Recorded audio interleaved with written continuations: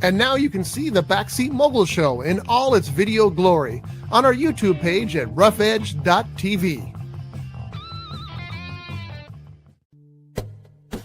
It's tiki time at Harbor Cove Cafe. Dive into the tropical paradise at the end of Spinnaker Drive in Ventura with vibrant drinks, delicious bites, award-winning fish and chips, and more. Now featuring extended hours and great happy hour specials. Harbor Cove Cafe, the hidden treasure at the end of Spinnaker Drive. Visit harborcovecafe.net for more information.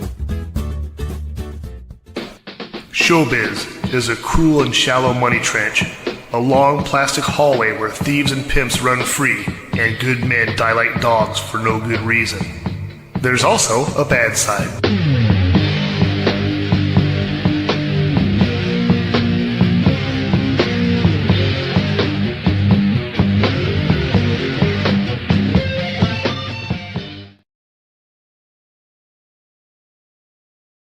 No, you don't have to look at a black screen all day. We're here. This is the Backseat Mogul Show. I am R. Scott Bolton. I am the Backseat Mogul. And this is a show where we talk about show business. JohnyD sitting right there. Morning. Jeff Genet sitting right there. Hello.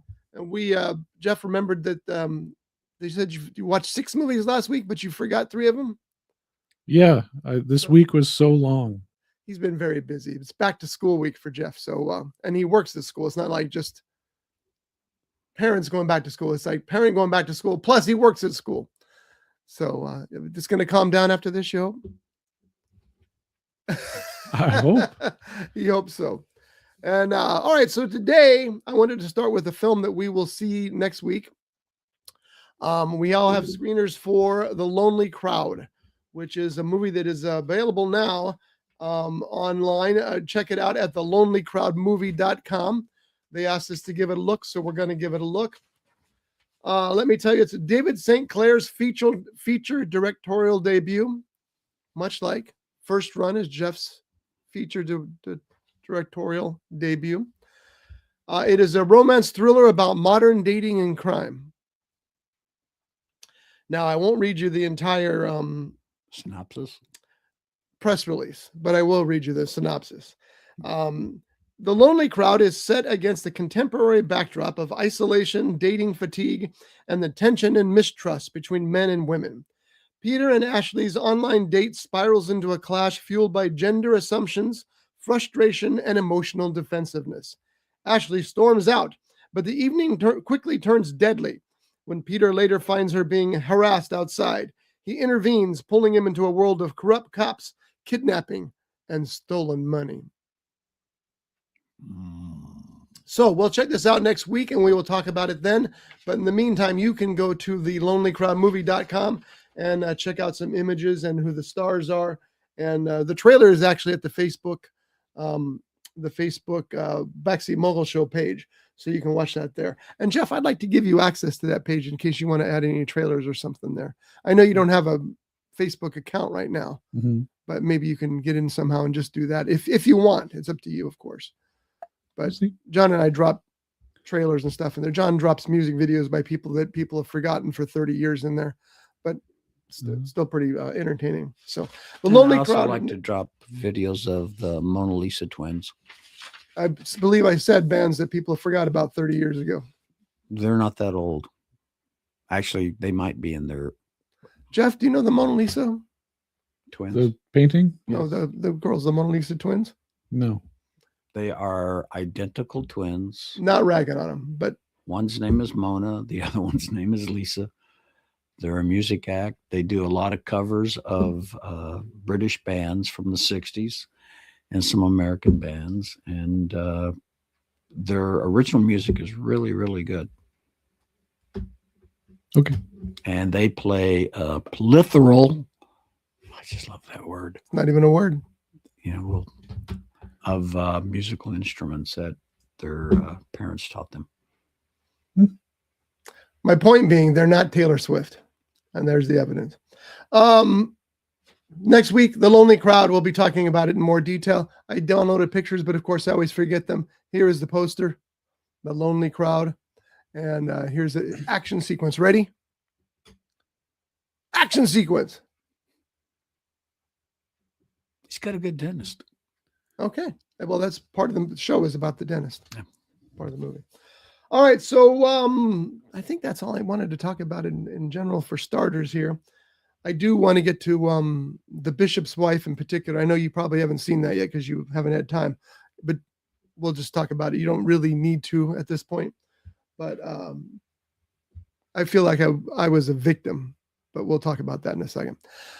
Before we get there, though, go ahead and Jeff, you can start with us. You've been watching more found footage movies because you've got a found footage movie up your sleeve. Yeah, I've been watching found footage movies with friends. So whenever we have the chance, my wife's been at work like all week, except for Wednesday when I was going to go see End of Oak Street, but I fell asleep. So the only thing I can do to watch movies is at home. And yeah, I didn't even check out what was on this. I totally forgot about it until you said to bring it in today. That hurts. That'll be my next week. Yeah, so I honestly thought I watched less movies, but then I was looking at it today. I had to rewatch the part of the show where I was talking about what I watched last week. And then I realized I had watched 6 found footage films this week. Been there. Yeah. So let me get out my little list here. He's just gonna whip out his list. Blazing Saddles. Shield your eyes. Just whip this out. Whipped it out. Shield your eyes. That was such a good movie. Classic. Okay, so we started the week off with Cloverfield, classic movie by J.J. Abrams.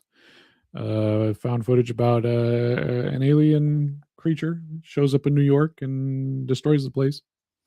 Good film. It does a really good job of trying to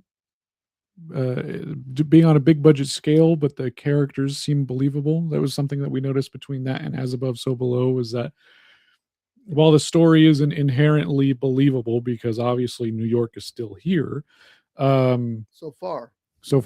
Well, they did rebuild it after the Avengers saved it. Yeah, you don't want to live in New York. I've been to New York once. That's a different story for a different day. Please don't get John started on New York. For the love of God. I got some stories. Too late. I don't ever have to go back. I got a good enough story. Yeah, it's better than I remember it. Pretty good, pretty solid. There's a few like goofy parts that I was just like, all right, well, that was dumb, but You mean like when the found footage feels forced? yeah, like there's a part, spoilers to It's almost a long time 20-year-old movie, Yeah. but towards the end their helicopter crashes and it's just the 3 characters that we've been following, and they need to kill off one more guy to give the 2 lovers their scene, and helicopter crashes. He picks up the camera and then all of a sudden the monster's right there and it picks him up and eats him, and then the camera falls down and then the monster just walks away, I guess. I don't know, because they pick up the camera and then they keep going and it's like, well, huh? Yeah. Too bad he didn't keep the camera. We watch him go down the throat. Yeah. Hey guys, I'm destroying New York here.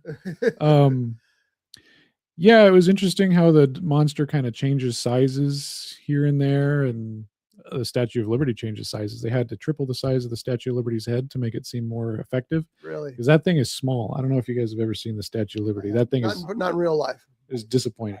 Been in the Statue. Oh, you have? It is disappointingly small. I saw it when I was a kid, and I asked my mom, I'm like, is that like the display one before we get to the real one? And they're like, nope, that's the real one.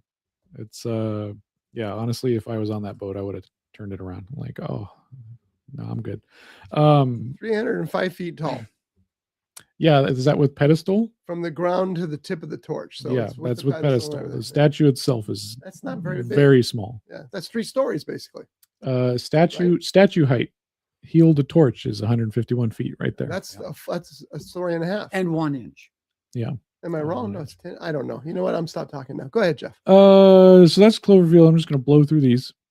It was good. I recommend it. Now, one of the things I remember about Cloverfield is I saw it, and then some jerk on the internet said you have to see it again because you probably missed the monster arriving. Yeah. And I did. So I had to go see the damn movie again just to see the monster arriving, which is just a streak, but still, that's Yeah. an important part. Yes, for those of you who don't know, at the very end of the film, because this tape is being recorded over a tape of the two lovers previously before they break up. And after all is said and done, it cuts to them on a Ferris wheel and they're like looking out at the ocean or whatever. And then you see this little thing just soup crash into the ocean. It was really quick. I had to play it back for my friends too because I was waiting for that. It's easy to miss. I mean, I clearly missed it the first time, Yeah. but then I read about it. I got to go back. Yeah. Yeah, I saw the movie. I don't remember that part. Yeah, you've got to look hard for it. Um, But it completes it. It makes a circle, which is really nice. Following that up, we were not feeling tired, so we decided to watch a movie called Exists. I'm not sure what the connection is, but it's made by one of the people who did the Blair Witch. You can't tell while watching it because it's kind of crappy. But it's wait, am I allowed to say that? Anyways, Yes. Well, you okay. Oh, no, that's easy. Okay. All right. It's about these group of teens who, they steal the keys to their uncle's cabin out in the woods where he doesn't go anymore because of the things that he saw out there. And then, like right off the bat, you're like 30 seconds into the movie, they're in the car and then they hit something and then there's like rustling in the woods and you're like, wow, we're already into it. There's no introduction. It's like you hit Bigfoot with your car. Okay, great. And then it just goes like we don't have any introduction to any of these characters or any of the stuff that they're doing. It's just like we literally pick the camera up and it's there's already chaos happening. Did it need more build up? More? Yeah, because you Character kind of development or need something? that. Yeah. Like, why are they recording? They literally pick up the camera and then that's when stuff starts. Like, Oh, you need a little. It would have benefited if it had 10 minutes back. So we don't know why they're out there. We don't know anything about them. There's like opening credits to the movies where it shows like, oh, directed by the, which in any found footage movie, that kind of kills the believability of it. And then you kind of stop caring a little bit. right. Do Do you like it when they pretend? It's like, they'll instead of saying directed by in the opening credits, it'll say reconstructed and story by and like Professor John something. So it makes it seem like that's part of the fiction. or like thanks to the such and such police department for releasing this Yeah. footage or whatever. Like, yeah, I enjoy that, but I don't like opening credits. I like that found footage movies make you try to believe that it's real, and the less they try to do that, like the more it takes me out of it. Like we all know it's fake, but at the same time, like that's part of the enjoyment of it. Yes. And I think a lot of people just think found footage movies are easy. And that's why so many of them are bad, because it's just like, oh, it's easy. It's going to cost $15 for us to make this. Let's do it. And then you don't have a good found footage movie because you don't have people who overact, or like you have just your creative decisions on how you're going to put it together just don't make any sense. Like even having end credits, like I understand having end credits because you got to credit the people. Yeah. But there are some found footage movies that just end. Oh, It's just like, here it is. It's done. Which I like that, which is something that I'm trying to think of. Like, how am I going to do that? But I don't know. It's just some nitpicking stuff that I got. They use like the Wilhelm scream like halfway through it, which like literally took me out of it. yeah. All of a sudden you're not in a found footage movie. And there were way too many camera angles.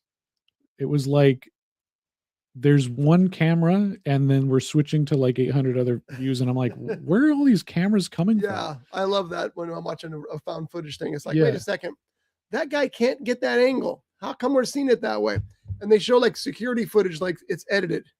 Why is security footage edited? Yeah. It drives me nuts. Yeah. And it was like they were putting rock music throughout it, like for background stuff. And I'm like, well, this is what is like you're losing the believability. Like it kind of picks up towards the end, but the beginning of that film is very rough. Then we watched The Taking of Deborah Logan, which is about a group of college students who are doing research on Alzheimer's patients. And so they follow this one lady who has Alzheimer's, and they're following her progression and her treatment and all that stuff. And then it turns out that she's possessed by a ghost. And it goes from there. It has a lot of ups and downs. A lot of things are too on the nose, but you'll be really enjoying it. And then the next scene, it's like, oh, I don't know about this. And then it'll like get you back again. You're like, oh, this is really good. And then it's like, oh, I don't. You think it was filler? Like they were trying to make it feature length? I'm not sure, because it wasn't like Willow Creek, where you had literally 20 minutes of them sitting in the tent listening to whoop, whoop, whoop. It was like they had a script, they had stuff going on. It just like the stuff that happened didn't sit right. It felt like they were trying to do too much to add like a mystery element to it. But it was like, this woman's almost possessed by a demon, but it's not a demon. It's like this other thing, but it was just kind of weird how it was set up. So and that's The Taking of Deborah Logan. So it was all right. I'd recommend it if you got nothing else to watch. And then last night we watched Paranormal Activity 2 and 3. 2 is very messy. It's like all over the place. It's not a very good follow-up to the first one, because the first one's really good, and then this one just kind of it's like nothing happens for like the majority of the film, and they just kind of save the craziness for the last like minute and a half, and then by the time it ends, it's just kind of like, we waited all this time for this. And they add a bunch of lore to it, and it's not very well explained. Like they don't explain the stuff that needs to be explained, but then they over explain the stuff that doesn't need to be, like you don't really need the context for. So it was just kind of a messy film. And overall, like it wasn't very scary. Like I said last week, the odd movie and Paranormal Activity aren't that good.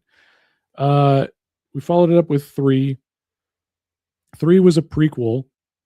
So 1 is about one sister, 2 is about another sister, which is kind of a prequel that tells you about what happens before Paranormal Activity 1, during, and after. And it covers this like 3-month period. And then 3 is about those 2 sisters when they're kids, to tell you why they're haunted in these ones. That one is better.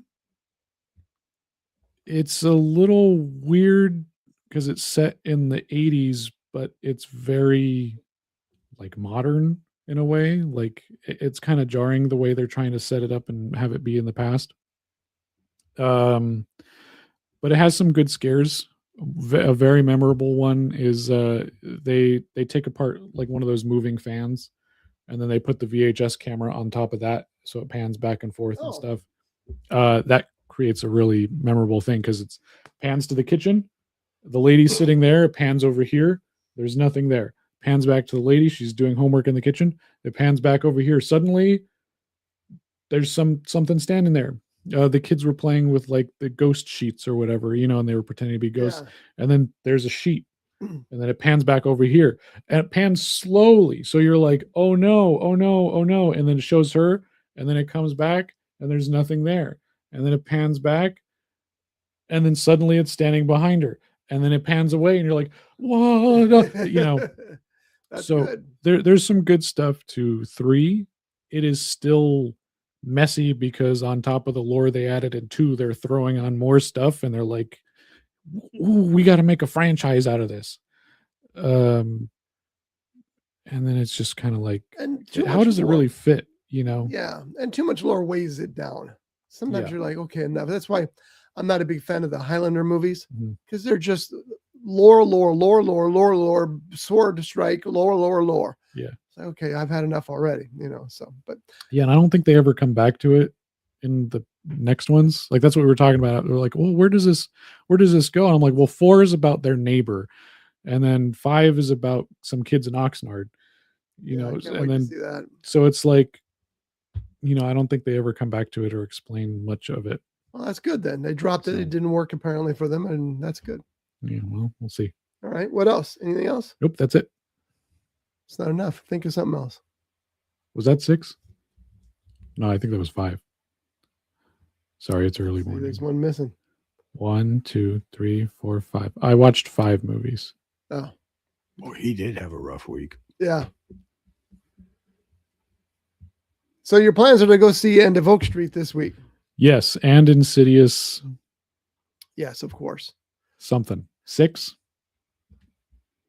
You need to go. I see think it's- Mutiny also. Insidious next. Mutiny. Oh, Mutiny. Mutiny's out. Tanking. Jason Statham. Tanker. Oh yeah, I didn't even think about that. That's good. That's good. Apparently, they're Amazon leaked the whole entire film accidentally online. You could click on what you thought was a Mutiny trailer, and they got to watch the whole Mutiny movie. Now they say it was only on for just a second, and then not many people saw it. But they're going to use that as an excuse for why the movie's not doing well at the box office. The movie's not doing well at the box office because there's no friggin' screens. Everything's Insidious, Odyssey, or Spider-Man, and it's just, you got to. You're gambling. You're picking your week, and you're hoping that your release week, and you're hoping that nobody puts stuff around you. But you got to know that Jason, as much as I love him, and versus Insidious, he's going to lose, and he's losing rather badly. So I think Insidious is going to knock Odyssey out of the number 2 place this weekend. That's wild. So yeah. I'm not like, I don't even know what this Insidious is about. I'm not really hyped for it. It's Insidious, the Dewey Decimal System is the name of it. The last 2 weren't that good. Let's see how many. I'm curious. 1, 2, 3, 4, 5, 6, 7, 8, 9, 10 showings for Insidious. It's funny. I can remember going to the library, going to that card file. The Dewey Decimal System was a nightmare. I mean, it worked. Don't get me wrong, but it was a nightmare. 21 for Spider-Man. Do you know what we're talking 21 for showings this weekend? for today. Oh, for today. 6 for Mutiny. 5 for Odyssey. 8 for Paw Patrol. 7 for End of Oak Street. What are you looking at?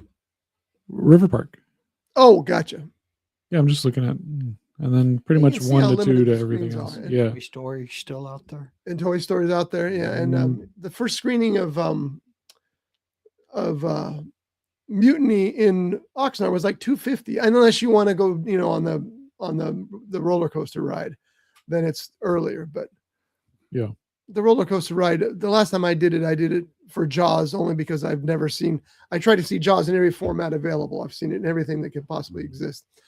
I saw it at the Cinerama Dome. It's like a brand new movie.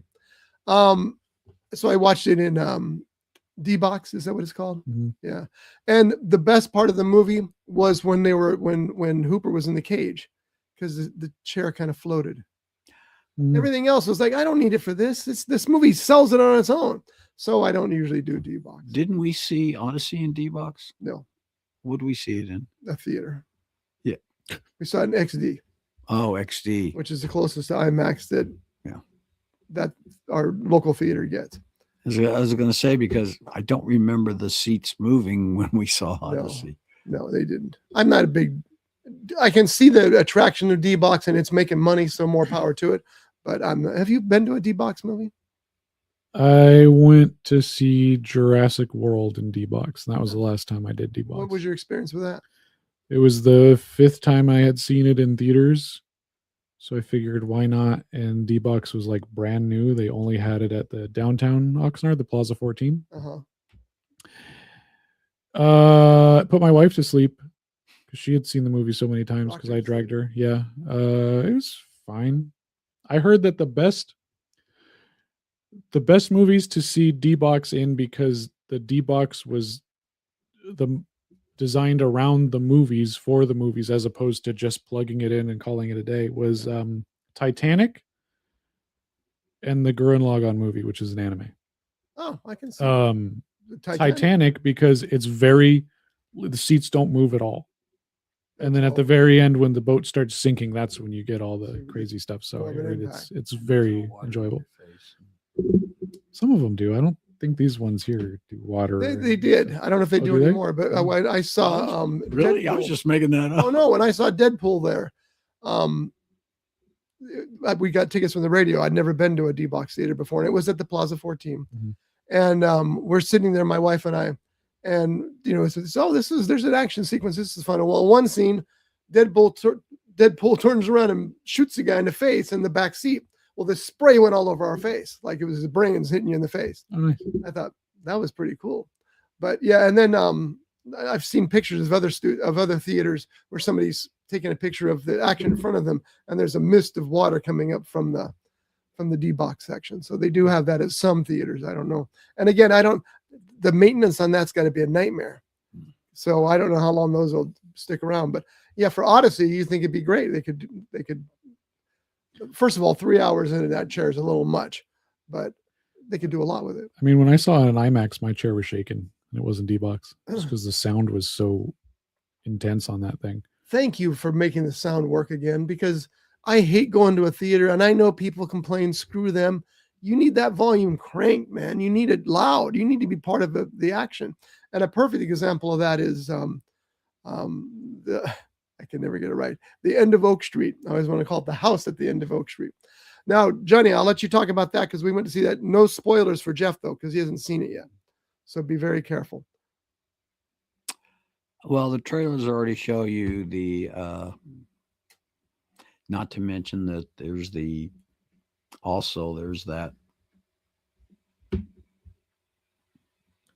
The trailers show dinosaurs. So I'm surprised you haven't seen it because you like dinosaurs. I've really tried.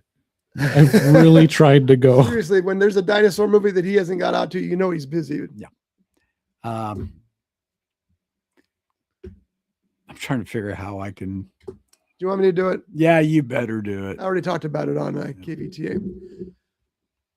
Oh, wait a minute. We can't talk too much about it because we're going to have to talk about it again. We're just going to talk about the story real quick. Okay. Because it's this simple.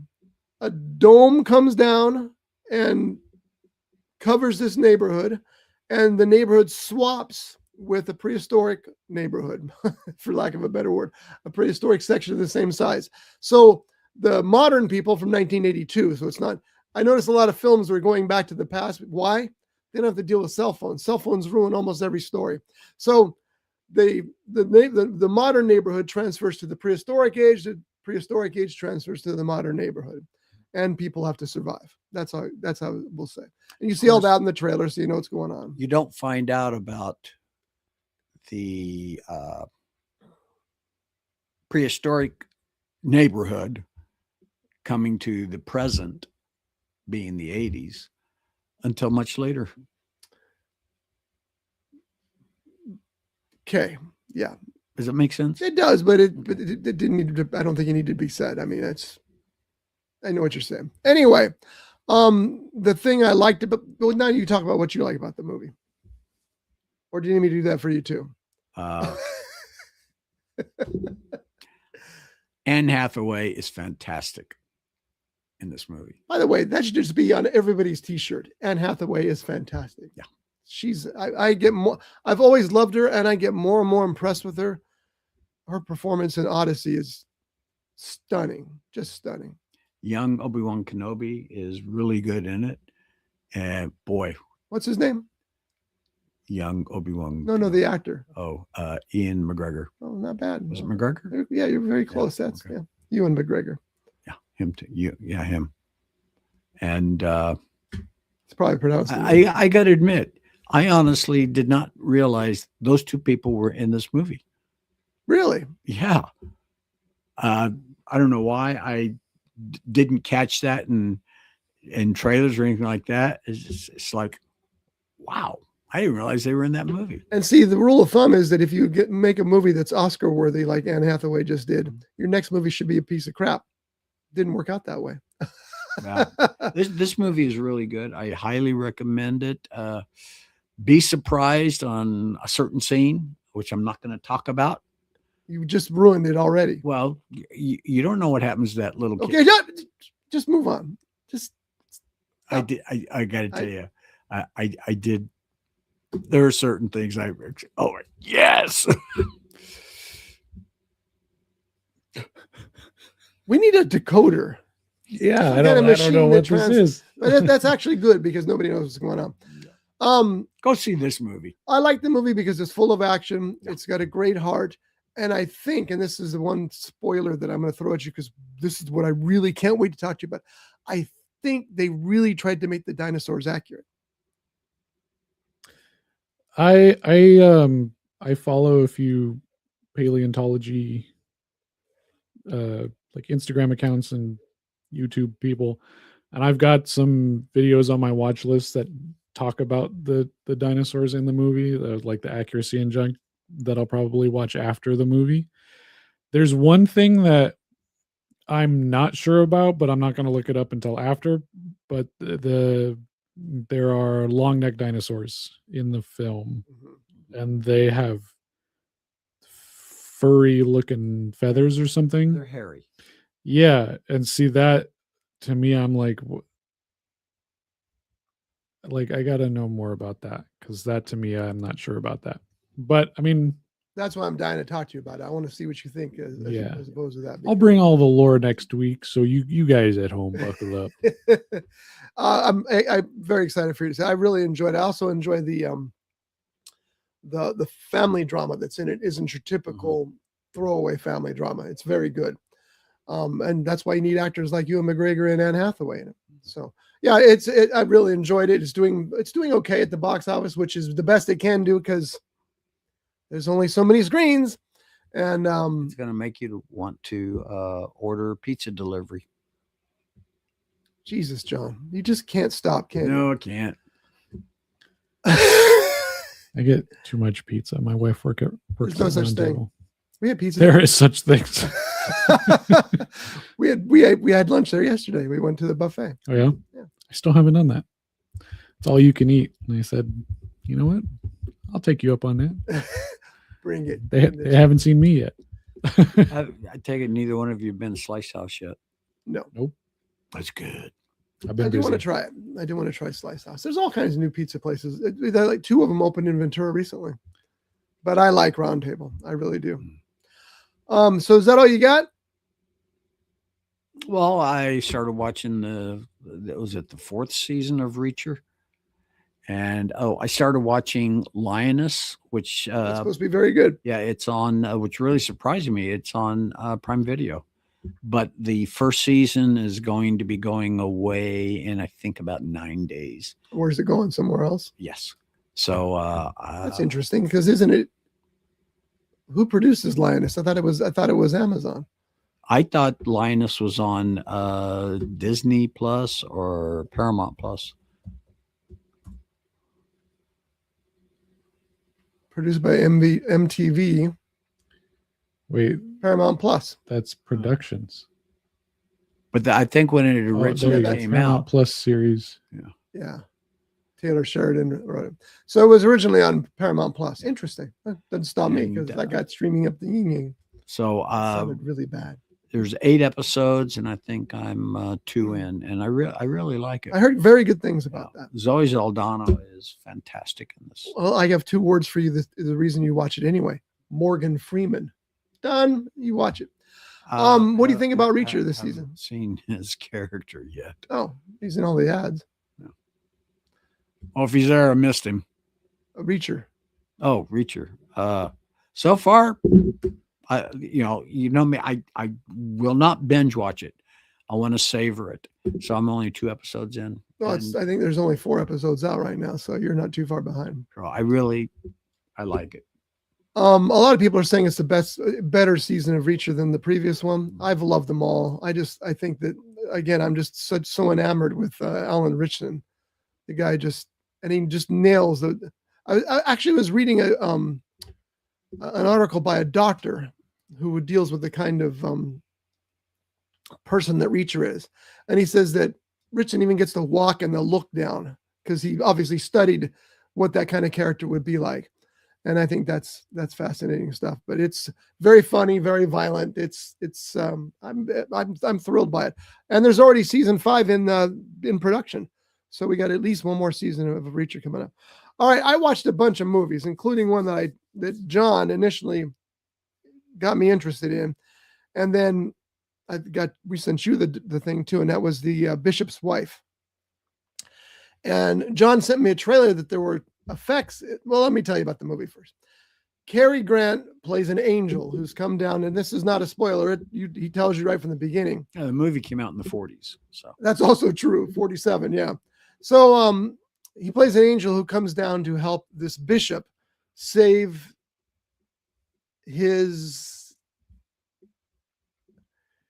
the bishop thinks his building is being saved, but really his morality and his life is being saved by this angel. And first of all, if you're going to get somebody, if you need an angel for a movie, Cary Grant just freaking nails it. He's got that amazing charm, that sweet smile, the way he talks to people. He's perfect as this angel. Just amazing. Loretta Young is also in it, right? Loretta Young. Yeah. So that's the story. So he comes down and he thinks he tells the bishop who he is. Bishop's not sure he should believe him, but eventually he does some miracles that proves to him that he is in fact an angel. And this is where the story came in, because somebody had published a video about how nobody knows how they did these effects, including this one card trick where they sort cards, refilling glasses. And there was one other one. Oh, the Christmas tree. The Christmas tree. And so there's nobody knows to this day how they do. The scholars say they do it this way or that way. And it's obvious how it was done. It's obvious how it was done. We were talking about clickbait earlier. Mm-hmm. That was a clickbait article because, first of all, the miracles for the card sorting, for example, is simply animation sewn into the movie. The Christmas tree being instantly decorated, animation sewed into the movie. The refilling glass, okay, we know how they did that. They put a pipe up the middle of the bottom of the glass and filled it from the bottom. None of this is particularly stunning or wonder to this day how they did it. Well, it's obvious how they did it. And to prove it, I looked it up, and for all its shortcomings, it was the same year that the Song of the South was released. Well, look what they did with that movie. So really, that was clickbait was bad. Now, I did watch the movie, and I enjoyed the movie. It's way too religious for me. I mean, I was just like, okay, enough of this religion crap. And the funny thing about it is, when it was initially released, I love this story. It's just such a Hollywood story. It tanked. And it was bombing because, as people were reviewing, saying the people were exiting, they were saying it's just too religious. It's too religious, and it's not. So the studio head, being a sharp but criminal mind, he said, "All right, this is what we're going to do. We're going to rename the movie Carrie and the Bishop's Wife," and not motto, but the tagline is going to be, "See what Carrie does with the Bishop's Wife." They re-released it in the certain states where it hadn't been released. Box office was up 25%. Wow. Absolute genius move. Kind of dirty, but at the same time, brilliant. So I mean, it's very, I mean, they quote the Lord's Prayer in there in its entirety. And you're like, okay, we don't need this. Let's just tell the story. But it's a fine movie, and Cary Grant's terrific. David Niven, is also very good in there. He's the bishop. And I know I've told this story before, but I swear David Niven lived in the Oxnard area and came to the Sears store that my mom worked at when I was a kid, because I would see him all the time and I'd recognize him from Around the World in 80 Days, of those movies that he did. And I go, that looks like that guy. Didn't even know his name then. It probably wasn't, but I swear it looked just like him. Anyway, so I would recommend The Bishop's Wife, especially as a Christmas movie to play in the background at a party or something like that. It is almost 70 years old, 80 years old. Now, the movie was remade back in the 80s or 90s with Denzel Washington right. as the angel. And it was titled, I think it was The Preacher's Wife. I think you're They right. changed the title. Yeah. And to this day, nobody knows how they did the special effects and the preachers. No, that's not true. Well, in The Bishop's Wife, remember the 40s, people had no idea what CGI meant. They thought maybe it was a government They had animation. FBI. But back in the day, yeah, people were probably amazed, like, oh man, how did they do that? But no more amazing than if they went to see Song of the South. Well, the thing is, when I mean, isn't there a lot of live action mixed with animation in Song of the Yeah. South? Okay. but when I rewatched, and I've watched that movie several times over my lifetime, the cards thing, it dawned on me when, I know exactly how they did it. Yeah. They had all the cards on. Oh, wait a minute. Will this be a spoiler alert? No. Okay. In my opinion, because I didn't really research that much, but they probably had monofilament attached to these cards. They were in the box, and then at a certain cue, they pulled the strings, and all these cards went flying, and they reversed the film to make it look like they went back in. But that's not how they did it. It's animated. Well, I like my idea better. Yeah, your idea is a little more. Well, if it was cheaper, they would have done it that way. Yeah. So, but anyway, Bishop's Wife was okay, but don't fall for the clickbait, because just watch it for what the movie is. There's so much clickbait out there. It's like those video things I sent you. Like, what was it that the last one I sent you? Boobs, sci-fi boobs, or something like that. And there's nothing about boobs, pardon my frankness on it, but it was clickbait. It was about certain sci-fi movies that some became cult classics. And why couldn't they just name it that? I don't know. He sent this to us at like 10:30 last night. Sci-fi boobs. For the second time. He'd already Yeah. sent it to us once. Oh, no, actually, I think one was part 1, the other one was part 2. Oh, well, of course there is, because it lifts and separates. But some of the movies on there, yeah, I remember seeing them, like Logan's Run. I remember that movie. That's a great movie, yeah. But the TV series, not so much. But the movie itself, that was a movie that I fell in love with. Jenny, I'm going to mispronounce her last name. I got her. And I don't know if that's right either, but it doesn't sound right. But she was great. Yeah. And it was one of the last movies, I think, that what's his name? The old man. John DeRuvo? No. Just a guess. Oh, God, I can't remember the actor's name. Well, it was one of the last movies he made. Yeah. Anyway, Logan's Run's pretty entertaining. There's like 6 or 7 books in the series too, and the books are like 80 pages. It's kind of weird, but they were okay. But and there are several others that, yeah. I think you guys will find it interesting, those different movies that are listed. There's like 20 of them, I think. I was more interested in the boobs part, but well, I know that's why. and they know that too. That's why they added it there. What else did I watch this week? I watched for the first time ever Rushmore. I'd never seen Rushmore. One of Wes Anderson's earliest movies with Bill Murray. Interesting. It's considered a modern classic. I wouldn't go that far, but I don't remember seeing it. But is that the one where he plays it straight and doesn't do comedy? John, you always go there. Bill Murray's better known for his drama today than he is for his comedy.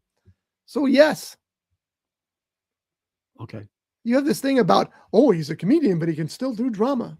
I never said that. You just said it. I could go back and find 1,000 references in the show. I'm not doing it. It's not worth my time. You've heard him say that, right, Jeff? No, I've said it about Jim Carrey. John, you've said it about I think Jim Carrey is a really good dramatic actor. Adam Sandler. Robin Williams was a great dramatic. Who else? Ben Stiller did some dramatic stuff. Jerry Lewis did dramatic stuff. Yep. Sam Kinison. He did. Probably not. Anyway, Rushmore is very well regarded, and I enjoyed it, but I'm not sure it deserves. I wouldn't give it the same reverence that some people do. And then I watched a bizarre movie, Reflection of a Dead Diamond. You guys ever hear of this? It's a French flick, and it's about this retired, and it's in French, this retired spy who's living calmly and peacefully on a beach in France at this very nice hotel. And he falls for this girl who's there in front of him. Like he plays a spy in the movies. Did I just ruin the whole thing? I did. Anyway, this French spy falls for this girl, but something happens to her. So he goes to protect her. And then you find out that not at all is what it seems. Jeff, you really should check this movie out because it is weird. It has got all kinds of cut scenes and inserts and color changes that are bizarre. And it's kind of hard to follow, but still kind of interesting. You might find this surprising. I don't really enjoy like French films. I've tried and I've just like, they're too artsy. Oh, if you're too artsy and avant-garde or whatever, I'm like, I don't forget this then. like everyone's like, oh dude, you love horror, you should watch Giallo, you know, like all the I'm like, I hate that. Like I don't like oh dude, what's that guy's name, the guy who does the horror, Suspiria, what's that guy's name? Yeah, Dario Argento. I can't watch anything like that. I just do not enjoy those types of films, that artsy stuff. Like even like a lot of like indie films where it's just nothing happens. It's just all artsy. I don't like that. Then skip this one completely. I'm a splashy blockbuster guy. Okay. Yeah, skip this completely then because it's full of that kind of stuff. It's full of arty, very the art house stuff. And by the way, I know what you mean about, I've seen Suspiria twice. Both times I finish and I go, huh? Yeah. But I have a pair of friends, Mark and Amber. They're actually Andrea's friends, but anyway, it's a long story. Mark directs movies. I think I told you about him. They see it, I think, quarterly at a theater. They hunt down theaters where that movie's playing and they go see that movie quarterly. So are we interfering with your movie? No, I was turning it down. So anyway, let's just skip that part because we're going to get to the part where somebody, I think, here is to blame. Oh, hey, wait, what? Somebody, and it maybe not. It might have been somebody else, but who here has seen a movie called Zombie Town? Oh, so it's somebody else. Never heard of it. It's based on an R.L. Stein novel. Okay. Stars Dan Aykroyd and Chevy Chase. Okay. Both of whom really bad in it. And it's got to be the director's fault because Chevy Chase is Chevy Chase. We'll just leave him alone and nothing. But Dan Aykroyd's an Oscar nominee, right? He'll say a line and then it's like he's waiting for the other person to say their line and he loses his place. It's like, I thought, that's odd. It's very weird. Anyway, the movie's okay. It's good for a young adults kind of thing. It's just about a movie. It's kind of, the story is kind of cool. Aykroyd plays this horror film director who's only made one film in his life.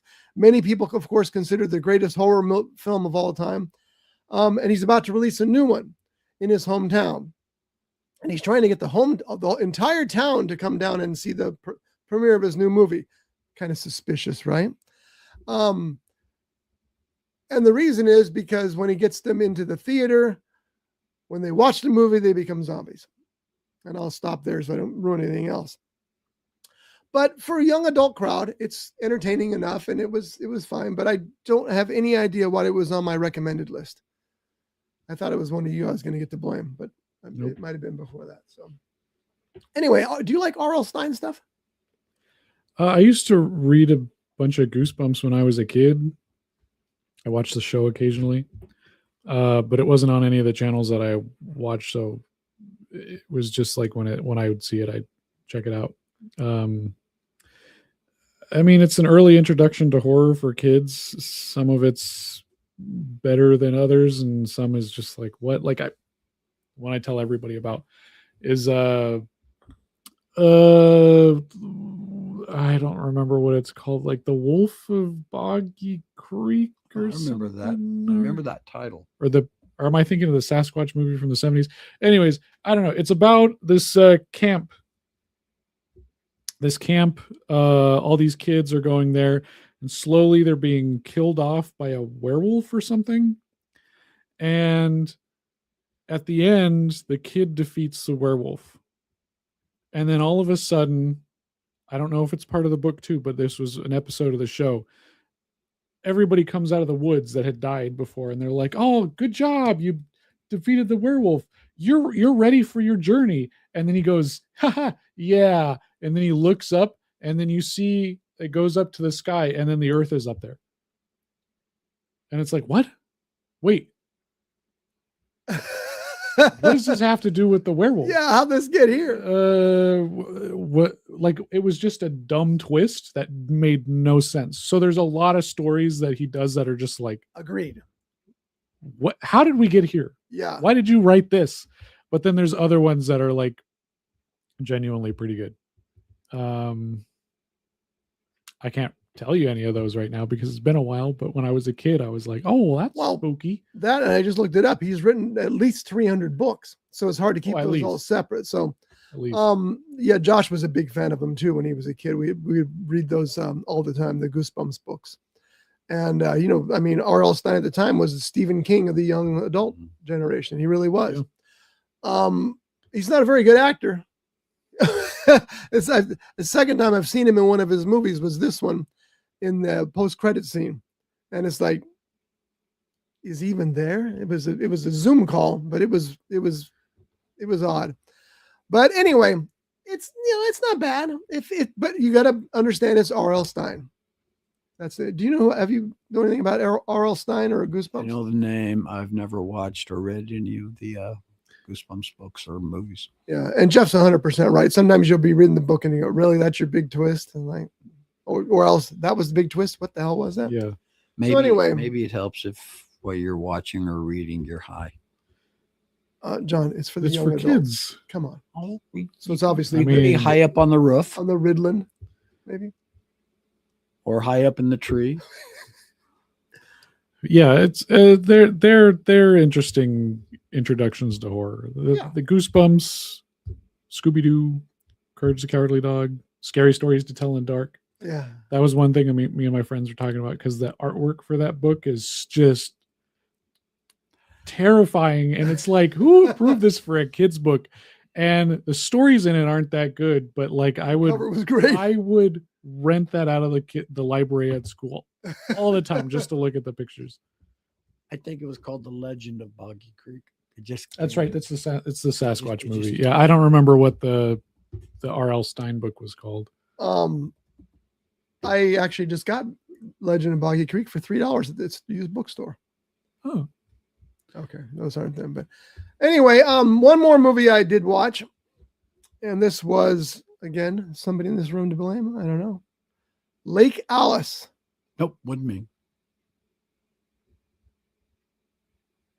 Jeff, not you. what? Never heard of it. Okay. And all I'm going to say about Lake Alice was that it was made in 2017, is it? 2017. And it's the most boring movie I've seen since The Eternals. So, just from what you just said, should they have thrown it into the lake and watched it sink? That probably would have been better. It feels like a student movie, which is okay. You know, there's some good student movies out there, but it feels like a student movie that doesn't go anywhere. It just was boring from beginning to end. I'm trying to pull up the IMDb page so you can. First of all, it's a slasher movie, and slasher movies aren't my favorite genre of horror because it's just the same thing over and over again with a different mask. That being said, the mask in this movie was pretty cool. See that picture of the mask there? That's a pretty scary mask to wear for this kind of movie. The Thomas family goes out to their cabin in the woods to celebrate Christmas together with their daughter and her boyfriend, but their first Christmas together may be their last. And so the story obviously is instantly familiar. This guy asks this girl to marry him. They go to meet the family. He's nervous about the family. The family's, and then, the next thing you know, there's this slasher with this sock face running around. Did you see that scary face? That's a pretty good mask, right? Yeah. Yeah. So the cast for the most part is adequate at best, terrible at other times. And it, again, because it's just a slasher movie and a slasher movie with no oomph. It just, somebody gets killed and they're like, oh, he's dead. And they move on. It's like, do something, that's what makes the Jason Voorhees movies work. He does something. He doesn't, they're dead. There's no stingers. It's just flat. The whole thing's flat. So, but again, I don't get to blame either one of you guys. No. You had me interested. You're like, oh, it's the standard, you go to meet your future in-laws and bad stuff happens. I'm like, yeah, I know that. Did I ever tell you that my can you tell this story? My mother-in-law, she tried to have me killed once. I like this woman. Not the fact. No, wait. You're not in someone killed. Real life. No, in real life. She hired some guys to come kill me, and they followed me. Oh, you weren't kidding. No, it wasn't. Yeah. Well, they obviously didn't succeed. Yeah, no, she didn't hire John Wick, luckily. But yeah. Is this a story we can actually tell on the air? Or I think so. Okay. Right? You sure she's not going to say, oh, yeah, I need to complete that? Well, she doesn't remember it. Oh, that's good. I asked her about it. Yeah, remember that time you tried to have me killed? Yeah, that was funny. I told her that at our wedding. I was like, yeah, it's crazy you're here now. Like, look, we're getting married. It's good you didn't have me killed. And she's like, I don't remember that. Did I really do that? I was like, yeah. She really didn't like me. I'm just stunned. I'm sitting there just, whoa. Yeah, she really didn't like me. So she wasn't on meds, and she was doing a lot of drugs and hanging out with a lot of not good people. Who watched the show? She didn't like me for some reason. And then I remember, like one day I dropped Em off at home, and then this truck followed me. And I realized they were following me, and I was like, okay, I just watched Baby Driver. Let's check this out. And I went on a little car chase through the hills of Ventura. And I lost him, and then I went home. And then the next day, I pick up Em, we hang out, I take her back home. And again, same truck. Follows me home, tries to figure out where I'm living. And do the same thing. Take them on another car chase. And then they just gave up. Okay, I have to ask this question.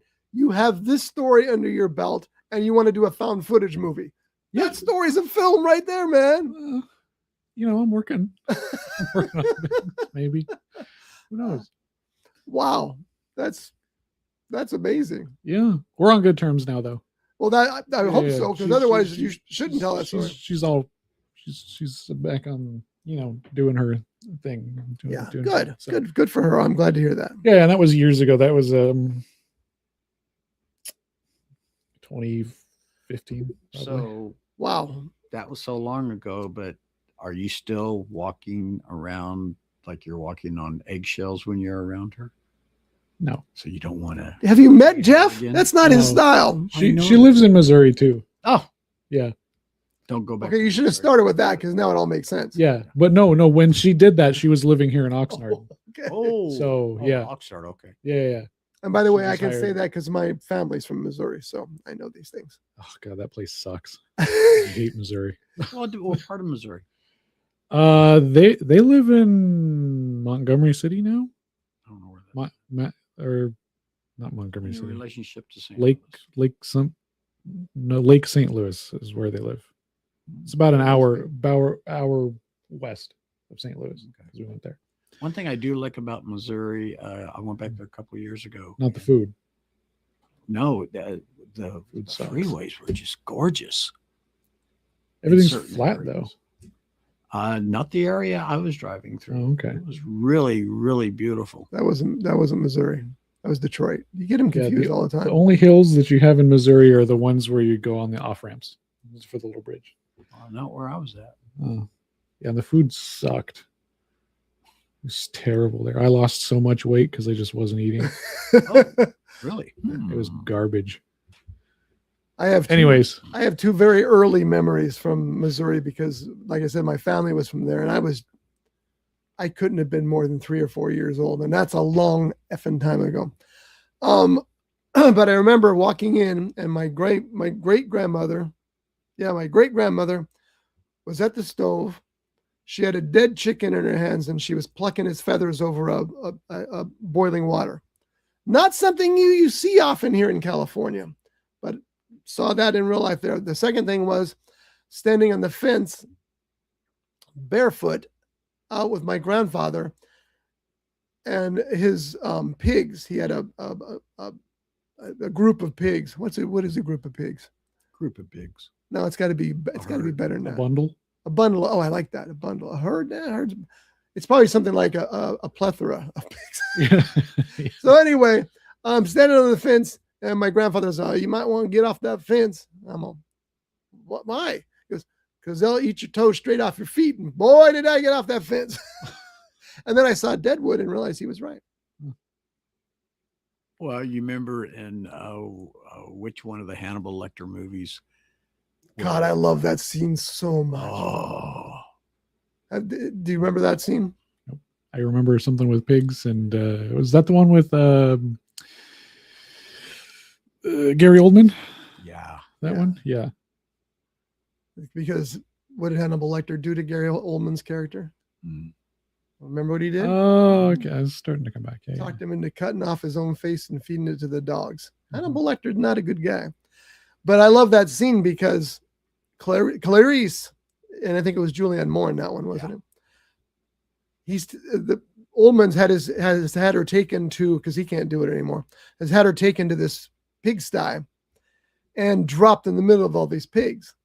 And the pigs, they eat whatever's in their sty.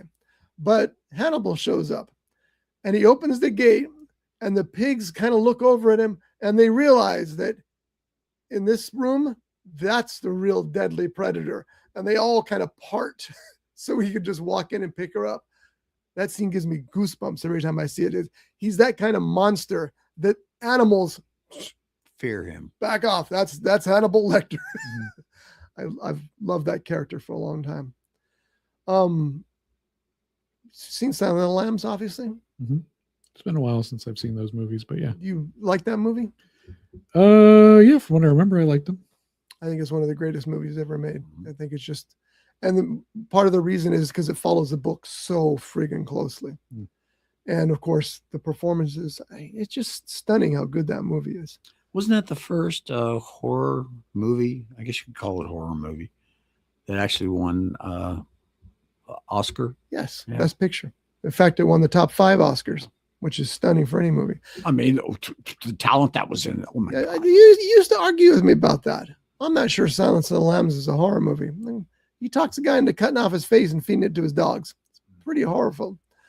But anyway. What he did to, what Lecter did to Ray Liotta's character while he's sitting there at the table. I don't. Remember, you're sitting at the dinner table and Ray Liotta's character is all hopped up on whatever it was he was hopped up on.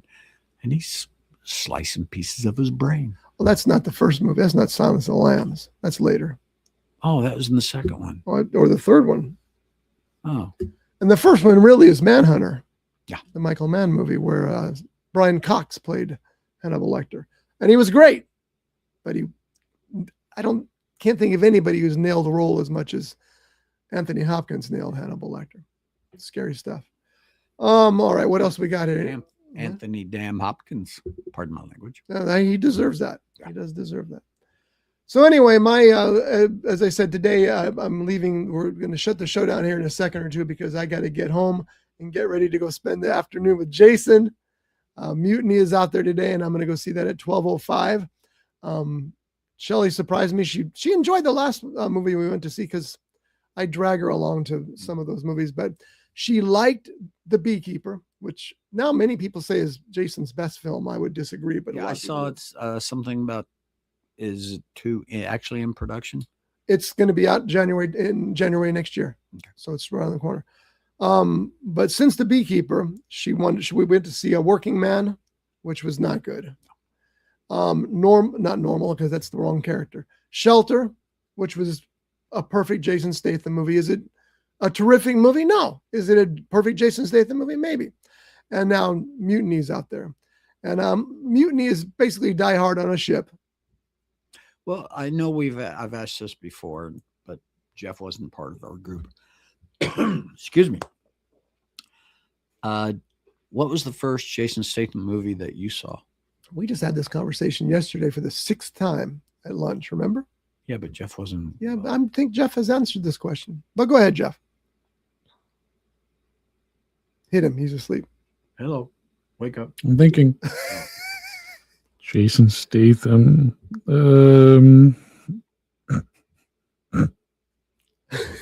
Probably Fast and Furious. When he showed up in that, might be my first Jason Statham movie. Scotty? I really don't want to play this game again. It was the Italian Job. The remake of the Italian Job. Yes. Same with me. Yeah, I still think they missed the boat when they showed that one scene where they're going to the bad guy's house, and he's got a Michael Caine movie on his big screen TV. Get Carter. And it should have been the original The Italian Job. Have you seen either of the Italian Job movies? Those are good recommendations for you if you. I think I have it in here because I do remember this exact story. Yeah. Well, watch. Like I said, there's 2 of them. There's the original and then the remake. And I got more money for the poster for the original than I ever got for any poster that I've sold online. Sometimes I sell movie posters online on eBay. And I was at breakfast that morning, and the auction was coming to a close, and my phone started ding, ding, ding, ding, ding, ding. And I thought, $450. Yeah. Dang. Are they both on there? Oh. There's other movies you got to see till then. So I try not to give you movies to watch because I know you got. Plus, I like to find out what you go out and see on your own. So Jason Statham today, and then we'll see what happens next week. We'll come back and we'll talk about The Lonely Crowd. I'm going to pull up the graphic this time. The Lonely Crowd we'll talk about next week. It is a email romance crime thriller. Again, it's about Peter and Ashley's online date spirals into a clash fueled by gender assumptions, frustration, and emotional defensiveness. Ashley storms out, but the evening quickly turns deadly when Peter later finds her being harassed outside. He intervenes, pulling him into a world of corrupt cops, kidnapping, and stolen money. So we'll see how that is this week, and we can talk about it again. And again, you can see the trailer on our Facebook page at the Backseat Mogul Show. So you can check it out there if you want to. Jeff, what are you going to, you're going to go see the house. Why can't I get that out of my head? The end of Oak Street. I forgot the show. Yes, I will see the end of Oak Street, Insidious, whatever. And then the lovely Lonely Crowd. Lonely Crowd. I'll be seeing those, and I'll probably try to finish up the Paranormal Activity series so I can just get that out of the way. So I need to watch all of the Paranormals and all of the Insidious because I have not seen any of them. I mean, maybe I've seen. You want to borrow them? I might. I got them. Let you know. I got them all on DVD. Or I might. Yeah, I might. By the way, I wanted to tell John this because it would make him so jealous. This was awesome. Josh texts me, Dad, you need to go to the Goodwill store because they just got a big dump of stuff. I said, okay. So I went there. and the shelf was full of used DVDs. And I got quite a few movies that I wanted to see and things like that. And they were all from the same guy. And I always feel a little weird about that because I always wonder, did the guy die and his family's donated his collection? If so, thanks. But I feel weird about it. But I'm going through it, and I got two things that I know you would have bought in a heartbeat. The complete Dick Van Dyke series. Oh, For $7. oof. Oh, I mean, the whole series. And this one, watch his face, folks. It's going to be great. The complete Rockford Files for $6. Oh, they're remaking that. I know. Who's playing Jim Rockford? This guy. I forgot his name.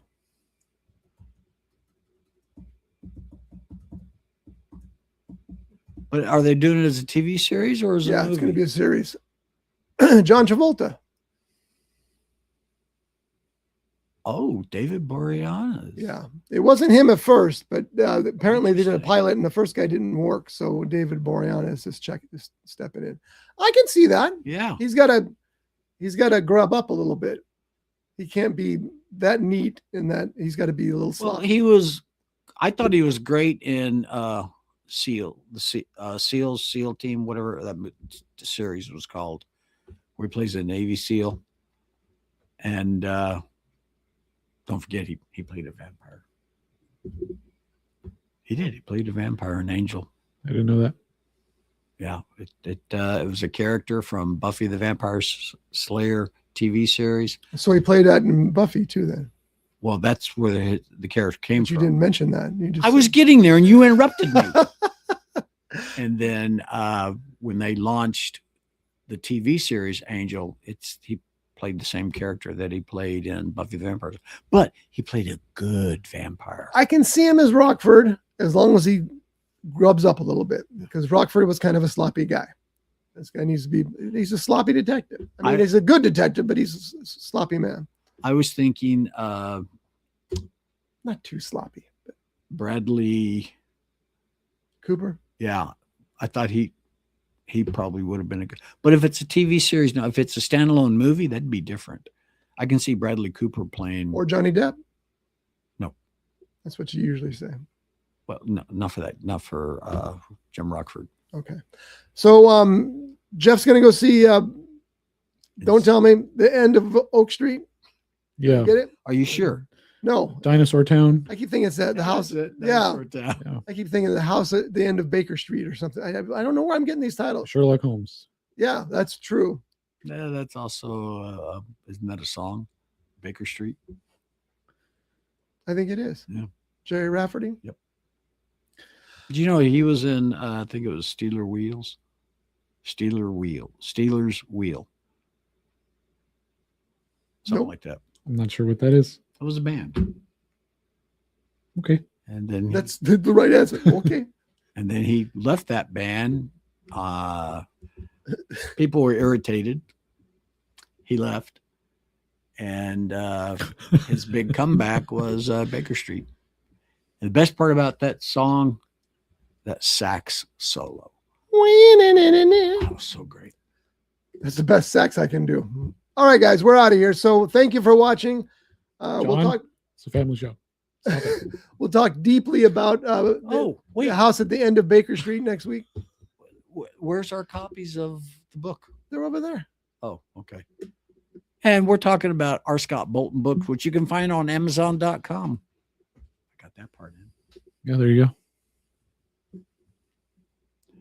All right. Hey. Whose is this? I don't know. Yours. Oh. God. Thank Thank you. you, guys. No, hold on.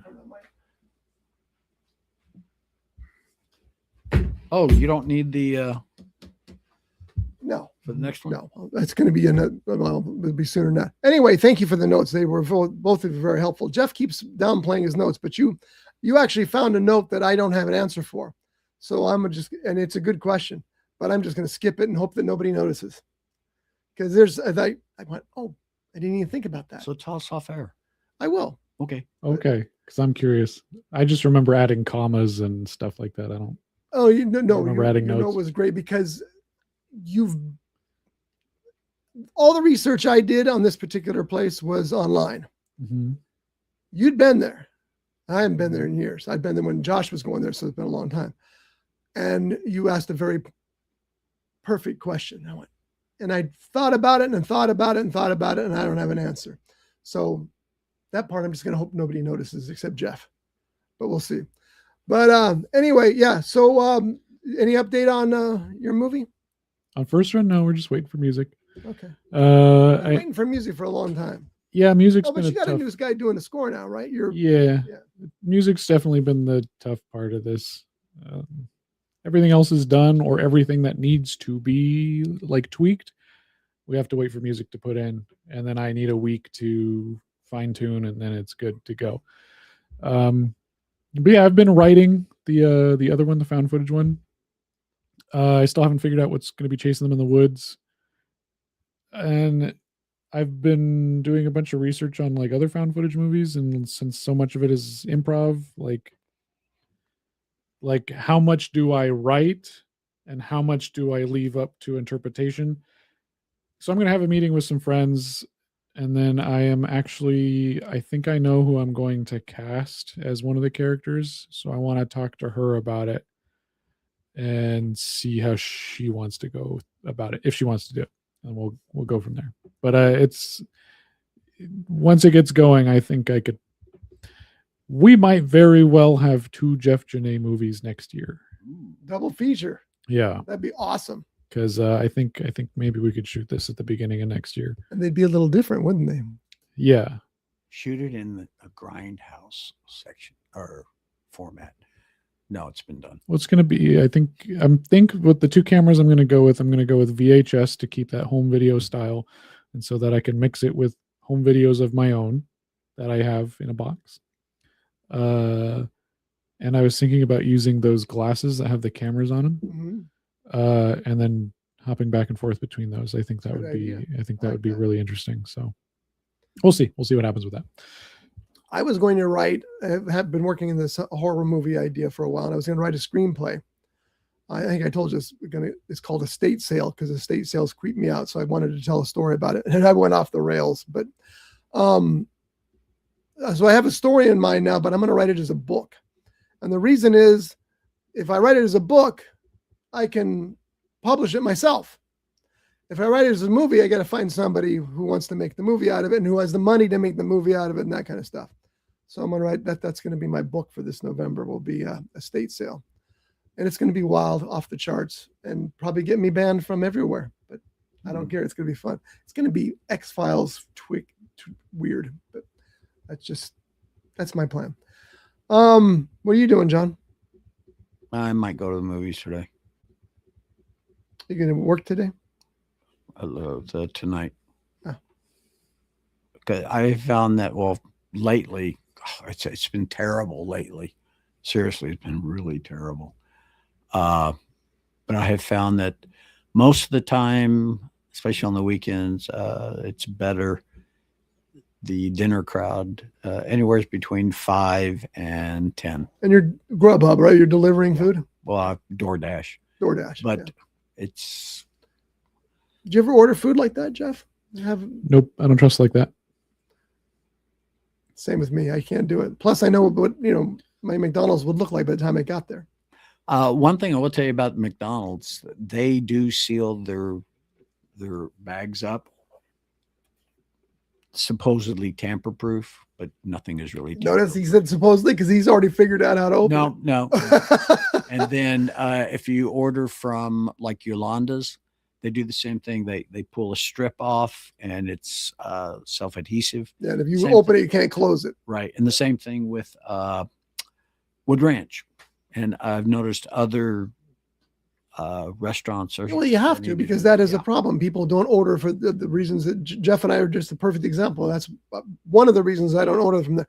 Other reason is I don't usually order food delivered because it's never arrives on time. And I don't know, maybe you guys do a better job at DoorDash. Well, one of the problems that I have found, like say if you're ordering from Chick-fil-A, you show up in a timely manner and you wait and you wait and you wait. And sometimes they hadn't even started it.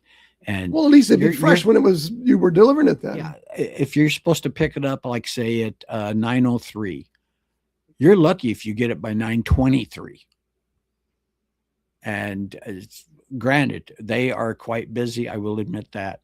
But when it takes me 5 minutes to get there, they could have at least started it already. Yeah, I think they don't want to make food that nobody's going to pick up. And then they're out that money. I worked Um, at Chick-fil-A. What? I said I worked at Chick-fil-A for 2 months.